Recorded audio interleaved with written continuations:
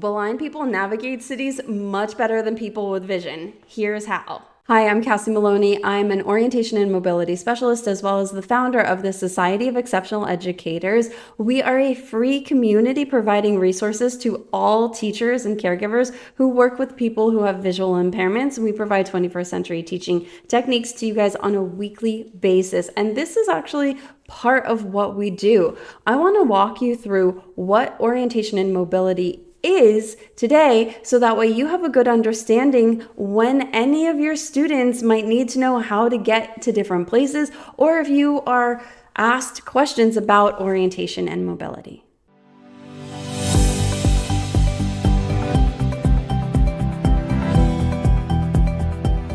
You know how when we were younger, we used to close our eyes and walk around our house and pretend like we were blind? And now that we're older, at least for a lot of us, it seems like a really scary concept, because now I think that we understand that it's actually much more real.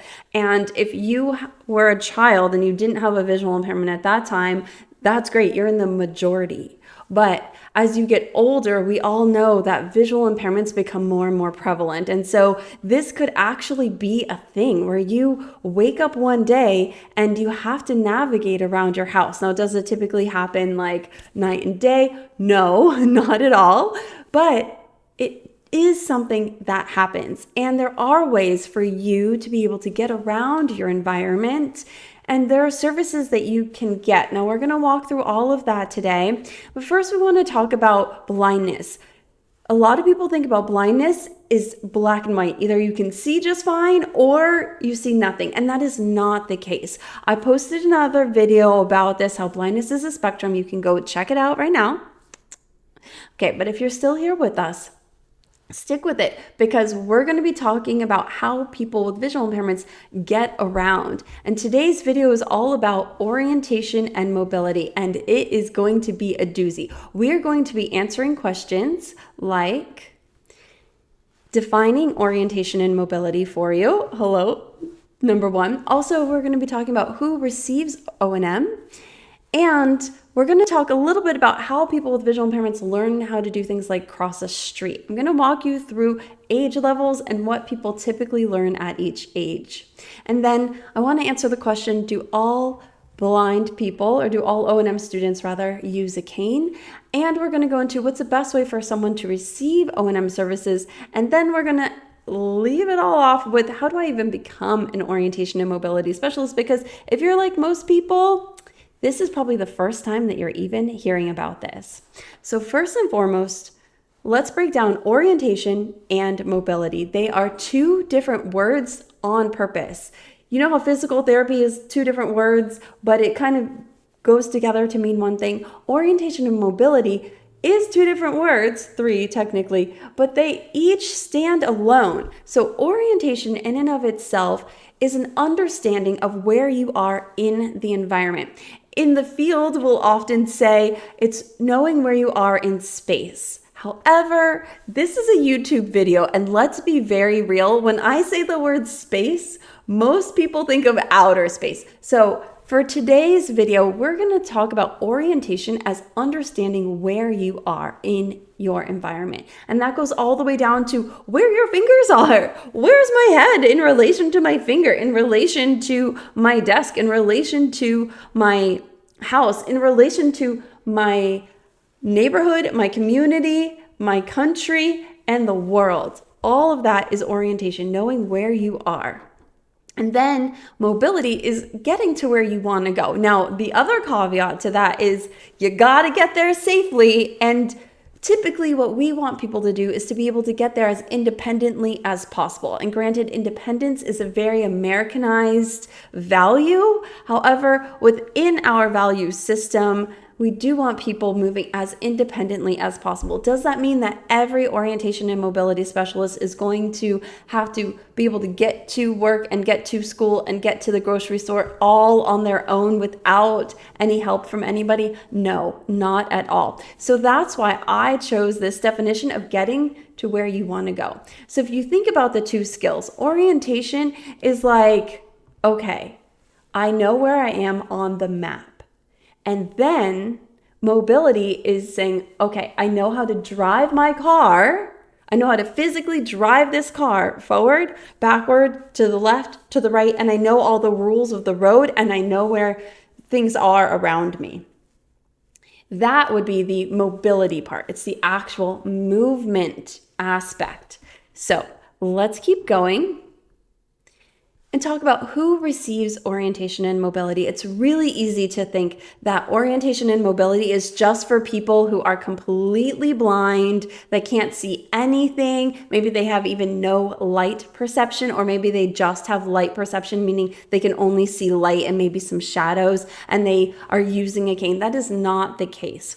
Orientation and mobility as a profession came about. It's so cool. I'm going to walk you through the history a little bit because I love it. I love it. So let me take up a little bit of time. But, in World War II, the soldiers came back and they had a lot of issues. And a lot of them came back with severe visual impairments and needing to use canes in order to get around. Now, the cane helps you to identify things on the ground and things within your environment. So you're not like literally crawling around on the ground, which you technically could, but we don't really want to do that. So it started with people who were already able-bodied and they were already able-minded, and they were kind of like the top of the echelon as far as like ability-wise goes, evolutionarily, right? They had gone off to fight war, they came back and they could no longer see, but they had all these visual memories. So that's where orientation and mobility started. And then throughout the years, we've said like, I think we should start doing this for all adults. I think we should start doing this for kids. Actually, this is really good when you started even younger as babies. And then we started to go outwards and to say like, okay, so it's not just the people who are going to be independent. It's the people who are going to be slightly independent, or maybe they're going to live in a group home, or maybe they're still going to live with their parents as adults, or maybe they are going to, have a combination of group home or parents, or maybe they're always going to be confined to a wheelchair, or maybe they're always going to live in a hospital. And then everybody started to get orientation and mobility. And that's where we are right now, is that orientation and mobility is a service for anybody who has trouble seeing and knowing where they are and where they need to get to. So that leads to the question of, okay, so if you can teach anybody, and we are accredited from birth through death, then what do you teach, and like in what order, and how do they even know? Everybody's curriculum in orientation and mobility is individualized, which is really cool because we can tailor it to your needs, and we can tailor it to like your day, and we can tailor it to where you are just in your life at that moment. Some days you have good days, some days you have bad days. We can tailor our lesson plans to you on a moment's notice. And I have done that plenty of times. Like, okay, we're here and now we need to sit down and do nothing for a little while. Because they're taught one-on-one or in small groups, which is really great. But there is a general curriculum that gets taught to people because it follows what is taught incidentally or just through life, right? Typically, if you don't have a visual impairment, you learn these certain concepts at around these specific ages. Now, it completely depends if your student or child has just a visual impairment or what caused the visual impairment to begin with, because if there's something that happened pre-birth, or if there's something that happened like right around birth, or maybe there's other issues that happened, like they have CP, or maybe they have multiple impairments, then these concepts are going to move around. So sometimes adults are just becoming potty trained. Sometimes adults are just learning where their body parts are, and that's okay. So I'm really talking about like cognitive age levels here, and everybody's curriculum is going to be different. So take all of that into consideration. So at the beginning, we're going to talk about body parts. We want our babies to know their normal body parts just like any other kids would. And then after that, and with that, we're going to also be talking about familiar sounds. So let's think about this. When you were little, your mom might have made like a peanut butter and jelly sandwich, right? She goes into the cupboard. She goes and gets the bread from the cupboard, and you hear the cupboard door open and then you hear it shut, and then you hear her walking around, you hear her get out the silverware, maybe a knife or a spoon, maybe she goes into a cabinet drawer or something, or a different cabinet, and she gets peanut butter. You hear all of those things happening, and maybe you hear your mom's voice, and maybe you hear, cars, or maybe you hear the news. And a lot of times, because parents don't have guidebooks on how to raise a baby with a visual impairment, nobody's ever been given a guidebook on that. They just don't know to say those things out loud, because we just normally don't. Like, how often do you just say, hey, I'm going to go make a sandwich right now, and then walk the person through everything you're doing? It's just not natural, right? And then, of course, if you have a baby, there's a lot of grief, because I don't know anybody who has signed up and said, yes, I want a baby and I want to have visual impairment as part of that. It's beautiful. It's great. It's lovely. And we can hold space for the fact that there's probably also grief going on and other things. So anyway, we help kiddos learn what familiar sounds are. Like, oh, that's a car in the garage. Or, oh, that sound means that a dish fell and broke. Or, oh, that sound means that mom's getting something out of the microwave. So that way they can start to pair the concepts with what is happening in the real world. And then we also want them to have an understanding of where they are in their own home and how to get around their home, how to access it. Like every 3-year-old wants to be able to put on their own jacket, and we want them to be able to do that too. So we want our parents to be able to say, hey, little Sally, go get your jacket. And then little Sally knows how to get to her room and pull out her jacket and then put it on even. And moving around the home is really big as well, like I just said. Once they get to be a little bit older, right now, they're going to school. So they need to know how to get around their school. And as babies and or as elementary or whatever age, we're going to be talking about foundational concepts like landmarks. What is a landmark? What is a clue? What is a cue? I'll make you a different video on that. But really, we want to have them to be able to use things in the environment to know where they are. And those are concepts that will travel with them throughout their entire life in their curriculum in orientation and mobility. So how to get around your school? Where's the water fountain? Where's the bathroom? Where's the principal's office? Where's the nurse's office? How do you even get to your locker? All of those things. And this is when we start teaching them how to travel around their neighborhood, mostly because it's an age-appropriate skill. 3-year-olds aren't typically going to their friend's house without their parents. And then we also will talk about how to cross stop sign controlled intersections at about this age. Typically, this is where everything gets individualized. Now, when you get to be an adult and you're getting older, things get much more complicated. And we're relying either on pre-taught information from your orientation and mobility specialist, or if you get a visual impairment that degrades as you get older, then we want to talk about all of those other skills, right? We're going to teach you all those other skills first, and then we'll get into the more complex ones.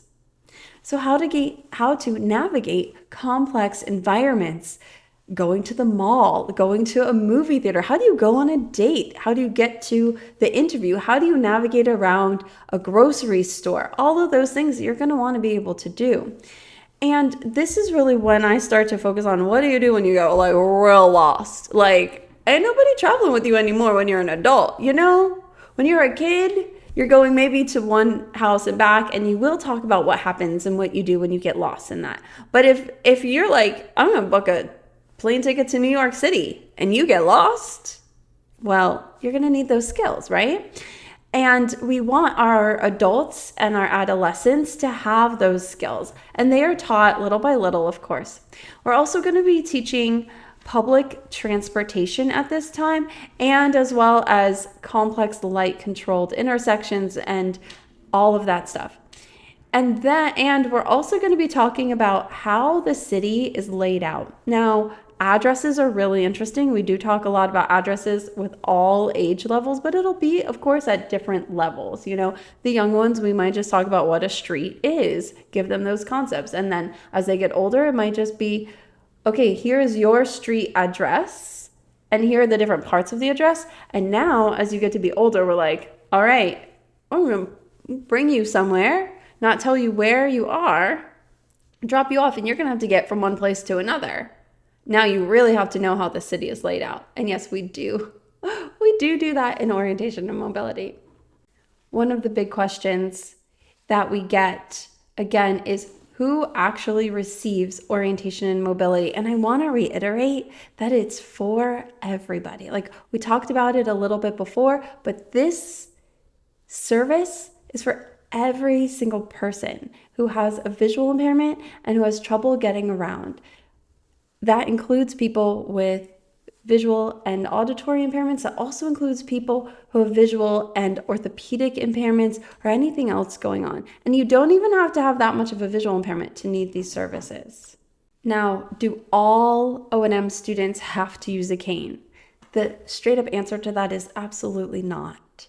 If you need a cane, your evaluation will show that. So if your learner or your students need a cane, the orientation and mobility specialist will determine that this is a need, but the student has to be the one to do it.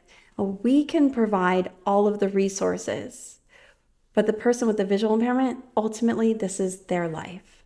And we really want to be advocates for best practices and dismantling any of the fears and any of the stigma around cane use. But I think we all can understand that there is a stigma around cane use. Now, the way to undo a stigma is by showing people how capable people with visual impairments are. And so if you might be somebody who has a visual impairment and you're scared of using your cane, think about what that does to the next generation. Does it make it easier or harder for them to stand in their power as a person with a visual impairment? So I'm going to encourage everybody who's been prescribed a cane to actually use it. Because the thing that we have found, and the amazing Donna Sauerberger has done research on this, is that cane skills actually are correlated with your amount of safety. And so if you are using your cane at 20% accuracy, well, you're about 20% covered for safety. And what we expect is that the cane is going to be like this end all be all, that it's going to fix everything. But that's not the case.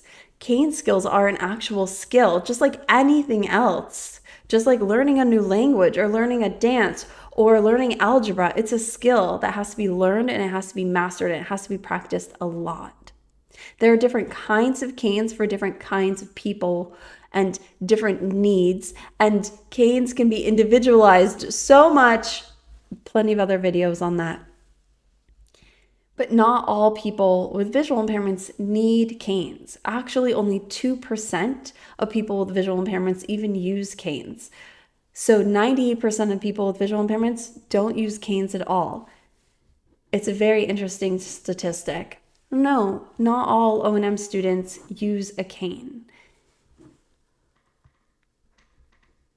But let's say you decide that you want services or you know somebody who could use services. And now you're like, well, what do I do? How do I actually help them? I'm going to walk you through this in 3 kind of phases of life because remember, we serve birth through death. And so the baby range is going to be that baby/toddler. It's going to be 0 to 3. This is before children are officially served within the school district. The amazing thing about free and appropriate public education is that, at least for now, which no, I'm just kidding, it'll continue. The education system covers the cost of most orientation and mobility services. But for your babies, the first thing that you're going to want to do is see if you can get an eye doctor report. Go through your insurance. You might have to go to your PCP, or your PCP might be able to do this because this eye doctor report is going to be the piece of paper that starts the entire process. Now, as for babies, you may not need the eye doctor report in order to prove a need for services, but it will help serve you along the way because at some point your team is going to ask for it. Now, if you have a baby, the first thing that I would do is to talk to your PCP. They're going to be a great point of contact for you. They're going to know what's going on in the area, I hope. But you also want to do some Googling. I would find out who provides early childhood intervention. Those are the services that you're going to want to look up. Sometimes those are provided by the school district, even as babies. Sometimes those are provided by the government elsewhere. Sometimes there's like a preschool system that your child can go into. It's going to depend on what's available for you and in your area. And then the next thing that you're going to do is request an evaluation for VI services. Again, it depends on what's going on in your area, but typically orientation and mobility services can be given only to people who have a visual impairment that impacts their learning. And so with babies, we really want to be on top of that.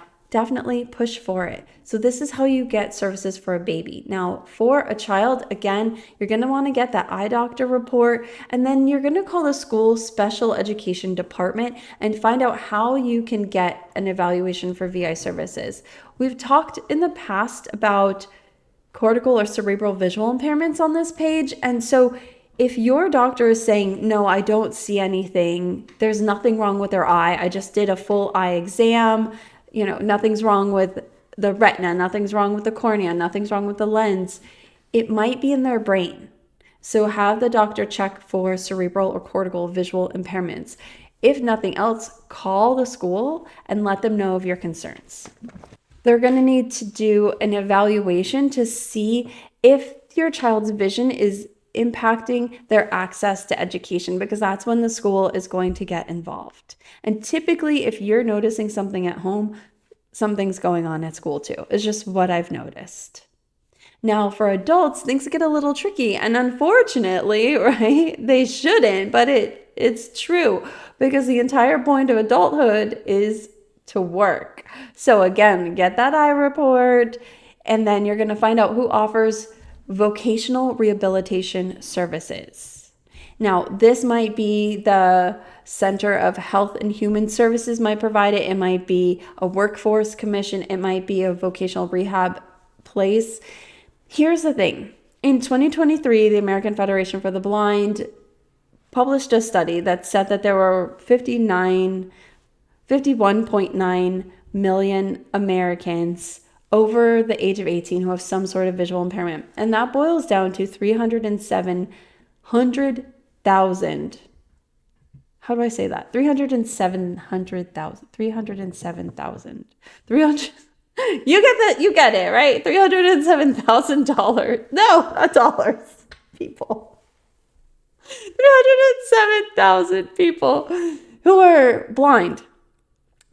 So within that, there's 3.7 million people who have severe visual impairments. And we know that as we age, visual impairments goes up. There's a bunch of age-related visual impairments, like age-related macular degeneration, that claims 1.85 million people. I can't remember the exact age, but that study was done in 2020. There's also glaucoma, diabetic retinopathy, and cataracts. And if you're like, man, I can't see very, very far, that's also technically a visual impairment, although that one can typically be corrected with glasses. That's called presbyopia. Just about everybody gets it after the age of 40, so welcome to the club. But if you're an adult, you want to be looking out for your vocational rehabilitation services. If you know somebody who's over 65, that's OIB services. So it'll be older individuals who are blind services. Google that, check into AI, find the services around you, and then request an evaluation. Every agency is going to be a little bit different in that way, and I'm not the most familiar with them. But if you're curious about how to become an orientation and mobility specialist, because it is the literally coolest job in the whole wide world, I will walk you through that real quick. You gotta go to school for it. So there's technically two ways to become an orientation and mobility specialist. There are university programs, or you can go through a vocational program if you're in the field already. Now, there are also two accrediting bodies. There's the National Orientation and Mobility certification. They have one philosophy. And then there's also the accreditation by the Academy of Rehabilitation and Vision Education Professionals, ACVREP. That's the one that our society is accredited by. So when you take professional development with us and you are in an ACVREP, if you're a COMS, a Certified Orientation and Mobility Specialist, then all of your professional development is already accredited for you, which is great. So you definitely want to check into that. Now, I do have a full blog post on university programs as of the 2024-2025 school year that are open, and it breaks it down between which ones are virtual, which ones are in person, and which ones are a combination of the two. If you want that information, just leave us a comment below and one of my team members will find you, and then we will get that over to you. Or you can just look for it on our website because it's just a blog. There's no YouTube video for it. So that's how you become an orientation mobility specialist. And I will say it's the most fun thing in the whole world. So many people sleep on this job. So many. It's typically a teaching profession, but you have the ability to work with adults. You have the ability to contract. You have the ability basically to make your own schedule. So as we come to the end of this video, first and foremost, I want to say thank you for watching. You are welcome to join the society if you have any students, or if you know of any students who have visual impairments, or if you are just curious about how people with visual impairments are educated, especially if you're a leader. If you don't have students right now who have visual impairments, they're coming, and you know what happens when they do. You're scrambling, and you don't want to be scrambling. You want to have like these little tidbits, tips and tricks along the way. So just there's a link below. You can join the society at any time. It's completely free, and we do offer free professional development every quarter, which is super cool. As always, I encourage you to like this video, subscribe to us so that way we can show the big YouTube gurus algorithm that these are things that people all around the world need to be focused on. It's really important that we create a safe space for people with visual impairments. And even if you're just watching this to learn about people with visual impairments, I want to applaud you for that, because that is how we get the word out, not only about this incredible profession, but about how people with visual impairments can be successful. And they can. Every single day, there are people with visual impairments doing incredible things, and not just like that one or two people that you hear about that climbed Everest or whatever. Like normal, regular, everyday people with visual impairments are killing it, you guys. And I want you to be a part of this movement. So just join us. You're welcome to save this and leave a comment below if you've ever heard about orientation and mobility, or if this is just like, what? This is blew my mind. Didn't even know it existed. Come chat with me in the comments because I love talking to you. Until next time, I hope that you can use this information to help you take a step forward in becoming a better advocate, a better teacher, just a better person in the world. And I will see you in, 7 days? 7 days. Come back. We've got more for you.